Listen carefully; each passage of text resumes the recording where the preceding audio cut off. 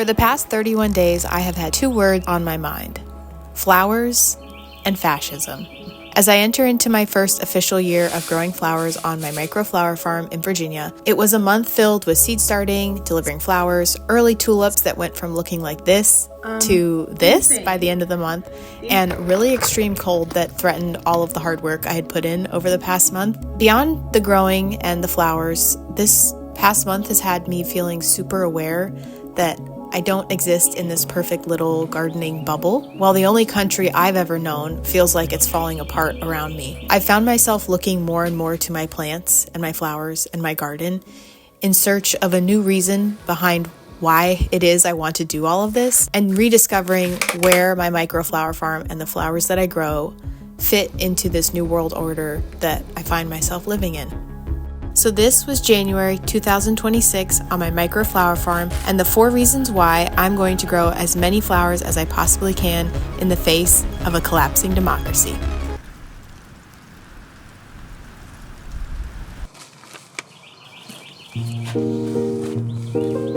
So I've been trying to think about what story did January tell me? Like what lessons did I learn? What things could I share that are valuable or important? What have I gained in the past 31 days that I didn't have before? And I'm drawing like this huge blank because everything that I come to, like every conclusion of I learned this or I want to share that, it doesn't mean anything without the broader context of what is going on and what has happened in January. Like, the world and the country I woke up to on January 1st, 2026 is not the country that I feel I am living in now. Like, it's just, I've been thinking a lot about like, what am I doing? Like, I'm growing flowers. I'm just this tiny little person. I have a couple hundred subscribers. Like, I'm nobody of consequence. I'm not important. But I feel important in my local community. And I've been thinking about flowers and growing plants and why, genuinely why? What does this have to do with the world falling apart? Like, we're going through a really big reckoning in America as a country. If you're from outside the US, you're from the outside looking in. From the inside looking out, please help. Like, yeah, I've just been trying to think, and I have a hard time, like, this month in particular, separating what I'm doing from what's going on outside the world. But this month I also started a new seed starting protocol, which has been great. And 10 out of 10, I might make a video about that. We'll see. But I still need to figure it out and like work out some kinks with it. But I have a seed starting schedule, a seed starting plan, and I've been sticking to it somewhat, and it's been awesome. So I started a ton of seeds this past month.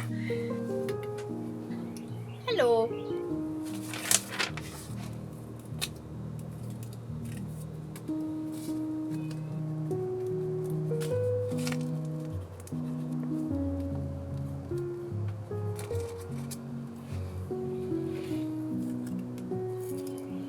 As I look at what's going on in the world, and as I look at what's happening in my little bubble, in my little world, that feels so isolated and safe and secure, but also I'm growing tulips, and tulips come from the Netherlands in Europe, and I don't know what that means for me next year. So I'm not separate from the rest of the world. We very much are affected by everything that's happening. And this year I decided to do a plant club for, instead of a flower subscription, and I'll talk about it more maybe later, but I'm growing all these plants and I just feel hopeful, like, for the future. Growing things, I think, is good for your mental health or whatever, but like, it really is good because you can see the future. I don't know, I'm having a hard time putting it into words, but I think it's important, and I think I'm glad I decided to do a plant club because I'm hopeful that by growing plants I can give some of that hope to people in my local community who maybe haven't had a garden or weren't going to grow a garden, but maybe they'll pick up a kale plant or a tomato plant and grow it and get into growing and have something to look forward to. Growing flowers and plants is a really, really unique skill set in today's world, and I don't want to take that for granted. And I think that in the grand scheme of what is going on, I can provide hope and I can provide beauty to my local community, and I don't think that is worth nothing.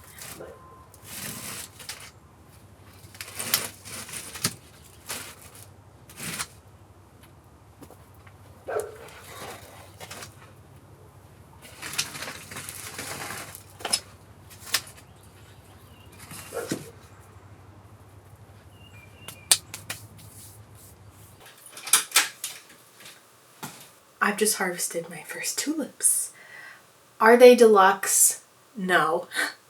But they're here, which is cool. Unfortunately, I have not done the best with my color selection, both with my lilies and now with the tulips. But today I have my weekly delivery. That'll do, donkey, that'll do. But they're starting to color. They have like the slightest hint of blush. So over the next few days, while they're in the nice warm shop, they will be turning a nice, beautiful, very light shade of pink. But the arrangements that I make for this specific delivery that I do every week are very small. They go in little wine bottles, and they sit on the tables, and I think these will be so cute. It's gonna look just like the slightest hint of the colors that are to come in the next month.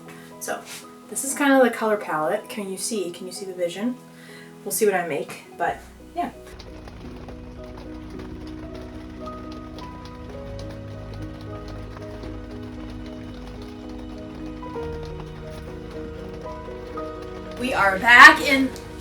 We're back in business. We have to snap out of hibernation because I'm going to a farmer's market tomorrow, and in this box is my first ever order of American grown dried flowers. So look at all of this beautiful, beautiful stuff. These are from Charles Little and Co., I believe. We've got quite an assortment of things here. Look at that. Pink yarrow. Cool. I think this is Winged Everlasting. Oh, look at this status. Look at that. Look at that. Beautiful. Look at this. Look at this box. It's so beautiful. These were grown in Oregon. That's so crazy. And now they're here in Virginia. Hi guys, welcome to the East Coast. Welcome, welcome. Some people are gonna love you, you're so pretty.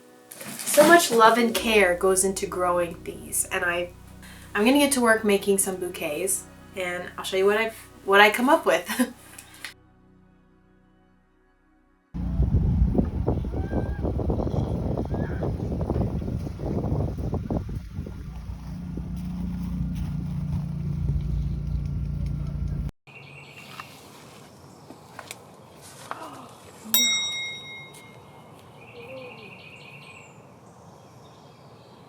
January was just a normal month for me. It's my first full month being a micro flower farm in 2026. This will be my first official 365-day year as a micro flower farm, and I'm very excited. I have lots of ideas and things I want to make happen this year. Yeah, I just want to kind of just acknowledge, I don't want to put up a sign in my window, so to speak, for my little tiny baby YouTube channel and be like, yeah, it's just normal, because it's not normal. This is not normal. This is not okay. But I think everybody, if they want to, has a role to play. They have something that they can contribute, that they can do. Not everyone's going to protest. Not everyone's going to run for office, but we all play a part. People need food. People need beauty. There's that saying, bread and roses. I don't really grow roses, but you know what I mean. I'll grow the flowers for people. I know some people who make some really great bread at my farmer's market, so sharing beauty and teaching people how to grow food is not a bad thing to do. I think it's important, and if that's the lesson that I learned this month by watching my democracy fall apart and the most corrupt government we've ever seen in the United States just doing its thing, just being corrupt on the daily, thinking about my why. I've done a lot of reflecting, data, of the past year, and I think a big why for me is being developed this past month, or has been developed, and I think I want to grow beautiful things, share them with my community, share them with you, no matter where you are. Maybe you need some beauty in your life, and I don't think that's worth nothing. I think it's worth something valuable. It's January 20th, and this is what I've got this week. I'm doing my weekly delivery to a local shop, and we are in the dead of winter. We literally have a storm barreling towards us with up to a foot of snow, which is so much for us. And mostly what I'm worried about is the cold that's going to be happening during that, and following is colder than what we're supposed to get ever in our location. So I'm a little worried, but I've got paper whites. I have some very small but ever fragrant stock. I've got my beautiful pansies. I've got some kale, but I'm having a hard time rehydrating kale in general, so that's a iffy. But I've also got foliage. I think foliage, if you're a florist, you might laugh at this. I don't think enough people talk about foliage. Like, it is so important. Anyways, I've got some euonymus, I believe. I'm not sure what it is. It's just here. I've got buddleia. I've got some dried things. I also have some laurels. And then I also, from my delivery I received a shipment. I was delivered a package last week of dried flowers. So I'm going to use some of these oats, which I think will be a nice light touch of green. And we're going to put our little posies together. It's nothing too crazy. Nothing too crazy.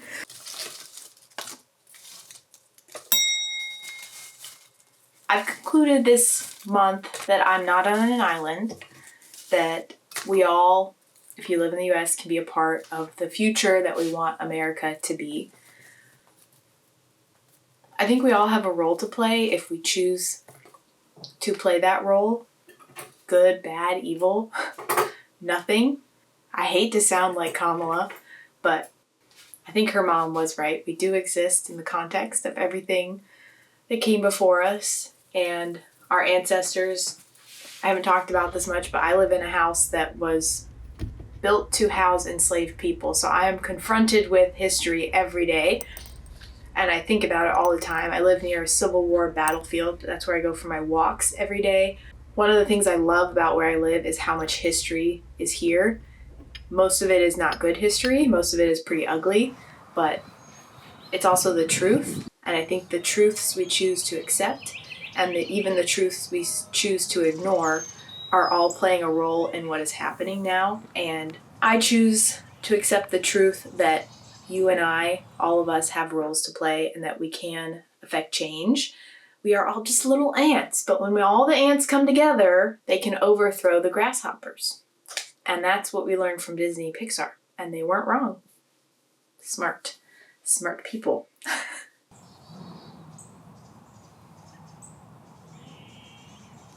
Okay, it is January 24th, and we are about to have nightly temperatures of 17, 21, 14, 9, 12, 11, 6, 7, then 5, then 12.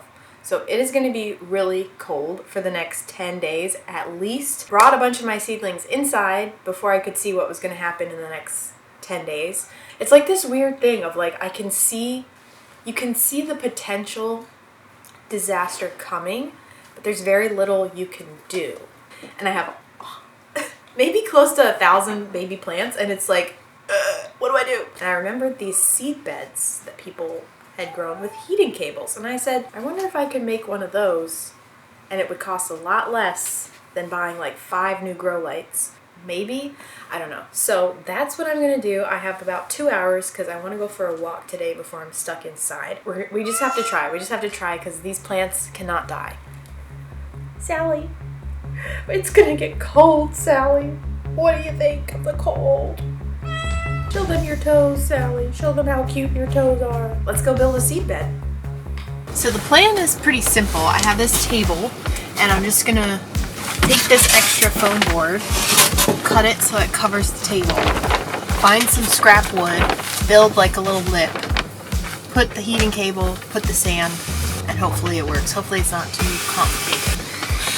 I don't know. We're gonna see.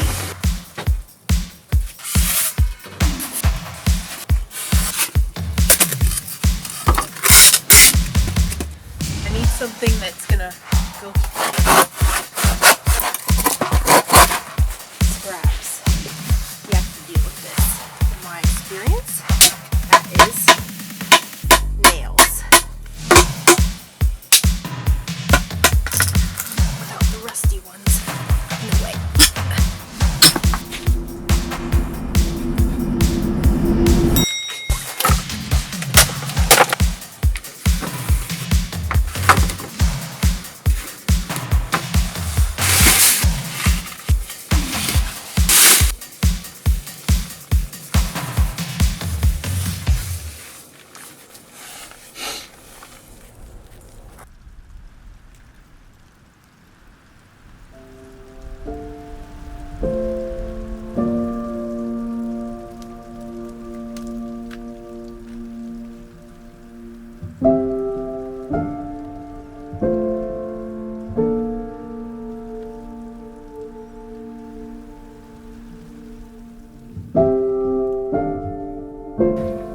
I have like 20 tulips. So I am going to cut 7 of these for my local delivery. They're going to be short and they need to hydrate. So we're going to put them in some water. Look at this. And look at that color. It's going to be gorgeous. So I'm actually going to leave some of these leaves on the stem. So we're going to do a nice short tulip bunch. Gonna pick the ones that look like they have the most color because they deserve pretty colorful flowers. The world has been very scary, but also very hopeful. I love our country. I'm very hopeful for the future. I know the power is with the people, and the people aren't gonna take this anymore. I'm really appreciative that I'm growing flowers. Like, this is still relatively new to me in general, like the concept of having a garden and growing flowers, and it makes me so hopeful, so positive, so like, you know, you can see like literally the worst of the worst things happen on your phone, but then I close my phone and I look outside, I look at my greenhouse and I see beautiful things like that are just, you know, days away. It's so close to spring. It's so close to the most beautiful time of the year, full of promise and rebirth, new beginnings. I think that is really exciting. So 1, 2, 3, 4, 5, 6. Apparently I can't count and talk. So I have a beautiful bucket of tulips. They're gonna sit, they're gonna hydrate. Today's a pretty chill day, but I'm hopeful for the future and I'm excited for spring. Ollie, are you sitting on my plants? Huh? Are you sitting on my plants, Ollie? That's so silly, Ollie. You silly guy. These tulips are coming in hot. Coming in hot. We have successfully made it through the coldest parts of the year. So hopefully there's no more snow. I know the groundhog saw his shadow or whatever, but hopefully the cold is over. And yeah, I have a bunch of tulips in my fridge.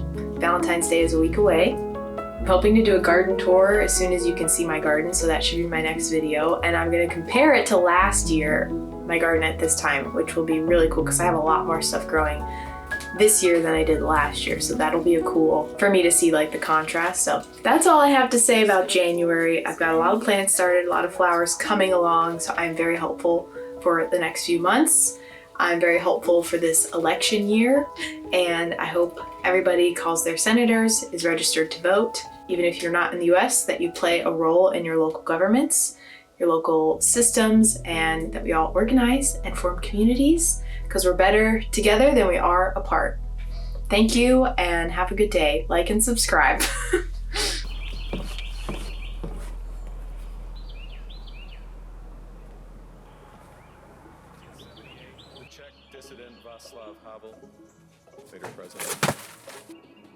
essay called The Power of the Powerless. And in it, he asked a simple question: how did the communist system sustain itself? And his answer began with a greengrocer. Every morning, this shopkeeper places a sign in his window: "Workers of the world unite." He doesn't believe it. No one does. But he places the sign anyway to avoid trouble, to signal compliance, to get along. And because every shopkeeper on every street does the same, the system persists. Not through violence alone, but through the participation of ordinary people in rituals they privately know to be false. Havel called this living within a lie. The system's power comes not from its truth, but from everyone's willingness to perform as if it were true. And its fragility comes from the same source. When even one person stops performing, when the greengrocer removes his sign, the illusion begins to crack. Friends, it is time for companies and countries to take their signs down.